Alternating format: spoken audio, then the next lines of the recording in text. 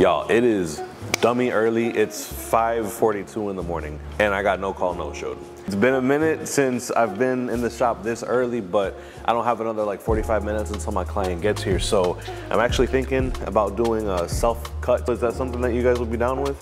Let me go ahead and, bald fade it up, 35-40 minutes to kill until my next client gets here. So I figured let's make the most of it. And we're gonna be using the Babyliss Gold FX1 set this time. We're gonna be using the clipper, the trimmer, the shaver. I would start with your lever closed. I don't think that the principles change much because I'm really going to be doing my best to follow the same cutting system that I always have. So let's start with that first guideline all the way around. And then while we do this tutorial also, guys, I want to talk to you guys about the changes that we've made in the Six Figure Barber Mentorship. Right now we're really in phase 2 of the Six Figure Barber Mentorship, and this second phase of it, man, has really made it a lot more accessible to people. I want to share with you some of the biggest things that really helped me in my journey with the Six Figure Barber Mentorship. Because remember, I didn't start as a coach. I started off as a student, as a mentee myself. Before, I never really knew how to appropriately raise my prices. I feel like the only thing that I really knew was, hey, every 6 months to every year, I feel really good about my hair cutting, right? So I'm gonna go up $5. And then you realize that, man, that $5 price change really wasn't worth the clients that I lost over it, right? So then, another 6 months later, I will go ahead and do another $3 price raise. Oh, maybe that'll kind of scratch the itch. But now all of a sudden I'm finding that making decisions based off of emotions rather than data, I found, can be a real cancer to your business. The mentorship for me taught me about how to truly apply supply and demand to the barbershop. So where, guess what, if you're not confident enough in your price raises, you have to do a solid, significant number that's gonna be able to, that you'll really feel a difference with, that you can truly scale quickly with. And I'm talking a $10 to $15 price raise. But we're not gonna encourage you to do so until the data that you're tracking actually says, hey, it's time to. So I learned that I had gone the wrong way the whole time about how to raise my prices. So no wonder I was losing customers all the way along the journey. So ever since I've been in the mentorship, man, tracking the numbers, you are given all the tools automatically that you could possibly ever need to track your numbers. And then you can understand that my business has to be at a certain booking rate all the way throughout, a full quarter, dang near. Because here's the thing, what if I'm tracking my numbers and all of a sudden I'm like, you know what, man, I just hit 85, 90% booked. I think I'm ready for a price raise. But what if that booking rate was an influx because of back to school, because of Christmas, or certain seasons like that?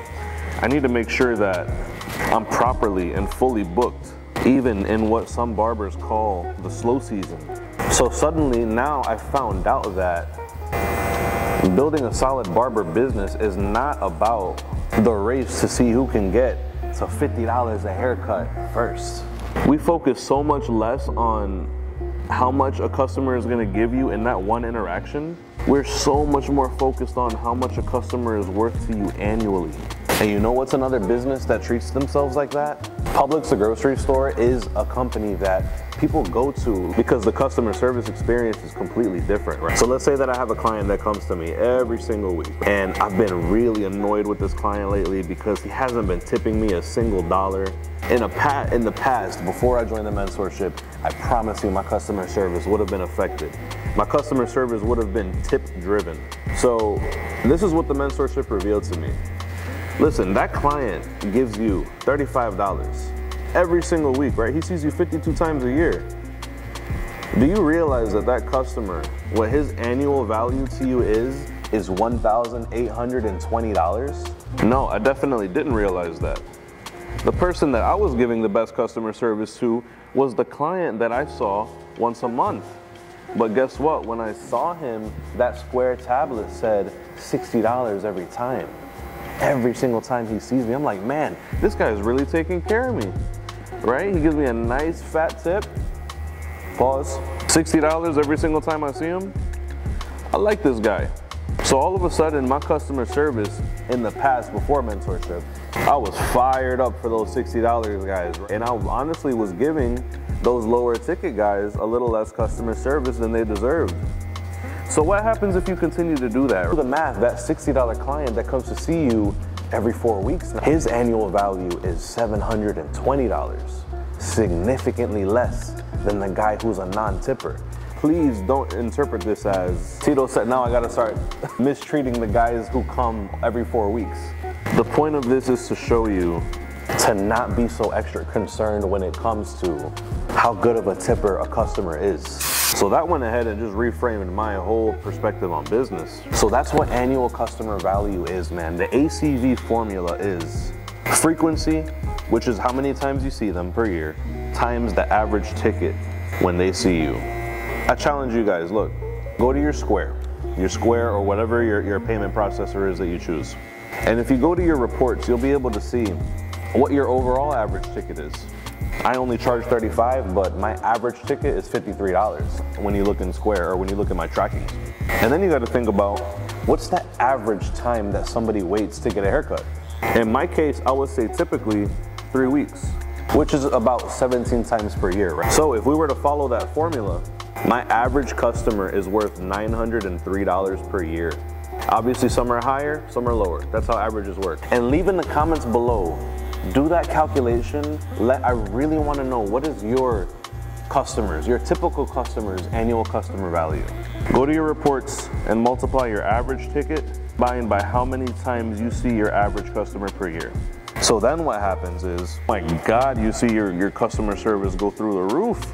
Okay, battery just died. Now here's the cool thing about this system. You just gotta release the battery in the back and put in the fresh charging battery. Super cool feature.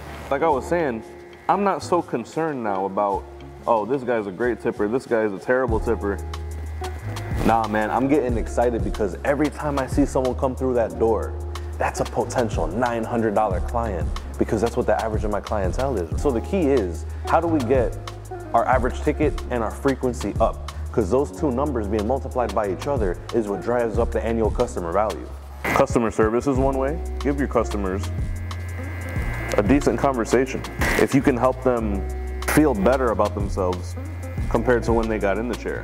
How about this? Something as simple as leaving a note in your system about the conversation that you guys had. So all of a sudden, this customer feels a whole lot more comfortable with you, and they actually look forward to getting their haircuts. Imagine that. There's so many people out there who hate getting their haircuts. They come out of obligation. What if we can turn this into an enjoyable experience? Guess what? That's one way to raise your average ticket without going up in price. What's another way you can do it? Do you actually sell products at your shop? Have you spoken to the local barber supply to see if you can buy 12 of these clays or 12 of these powders? Can I get a discount? So that way you can increase your profit margins. Hey, if I could sell 2 powders and a clay in a week, that's like an extra $100, right? That drives me up. One thing for sure, you guys can use my discount code with TOOM45, for example. Increase your profit margin on products like this. You guys are gonna like this one. What if I have a client that has always just gotten the haircut because he was a little too cheap to get the beard done, right? What if you were to offer him the greatest beard experience one time for free? Nah, Tito, I'm way too prideful to give away my work for free. I work hard for my money, right? Dude, if you give them that experience away for free one time, they just might fall in love with that service and be like, man, that's totally worth an extra $5, $7. That's a huge increase to your average ticket. Now again, remember, at this whole time, we're trying to stay at market rate as long as possible because I need to keep a really strong foundation, a huge net of clientele. And that's why I'm talking about how can I increase my average ticket without going up in prices. But what about the frequency? Are you guys familiar at all with recurring appointments, automatic recurring appointments? If you're not, that's something that has helped me a lot, right? Every time that I have a customer come in the chair, especially when I notice that they have certain patterns. Man, you really like to get your haircuts on Saturdays, huh? I know it's been hard to get Saturday appointments lately, but what if I were to lock in a special spot for you? Same day, every 2 weeks, or every week, just for you. You don't even have to worry about booking your appointment. I offer recurring appointments for weekly and for bi-weekly. But let's say if someone wanted to go, hey, you know what, 2 weeks is a little soon for me. I like to get my haircut every 3 weeks.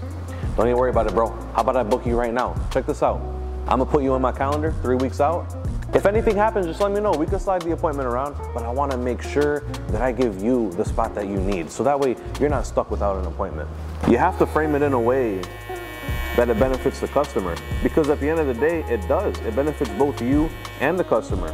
What do you guys think, man? I feel like that fade's coming out okay, man. It's been a minute since I gave myself a bald fade. So needless to say, man, my customer service has just gone through the roof when it comes to viewing your customers through an annual customer value lens. You see, the thing is, like, anytime that I make a business decision, I think about, man, if this customer has been annoying me, right? And he's been showing up late to his appointments and all this stuff, am I gonna fire that client? Because if I'm thinking about firing a client, is it worth losing almost $1,000? Lately, I've been finding that the answer is no.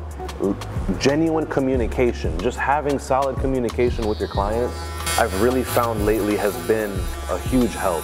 And just learning how to communicate with them, man. I think what I'm gonna do now is just kind of like shape up a couple of flyaways on the side, but I think we're getting pretty close to wrapping up. So guys, let me know what your thoughts are below in the comments about the gems that I shared with you from the Six Figure Barber Mentorship today. Like I said, we made it a lot more accessible for all these people to join. I've got the link down below in the description. So I'm actually one of the coaches in the mentorship too, along with 6 other awesome coaches and Basio himself, that we really just help guide you guys through all the challenges of a barbering career nowadays. Hey, it's 6:13. My next client comes in exactly 2 minutes, so I need to wrap up this beard, guys, but I really appreciate y'all tuning in, man. Any questions you have, please let me know. Let's talk about it. I want to get you guys in the mentorship, man. We have between 2 and 5 weekly live streams to help you get to the income levels that you need to be at. I appreciate you guys, man. I need to wrap this up. Yo, guess what time I got here today? Thank you so much for that. 5:30. You got here at 5:30? And guess what time the client didn't show up? At 5:30. Oh my God. So guess who became the client? Me? Me.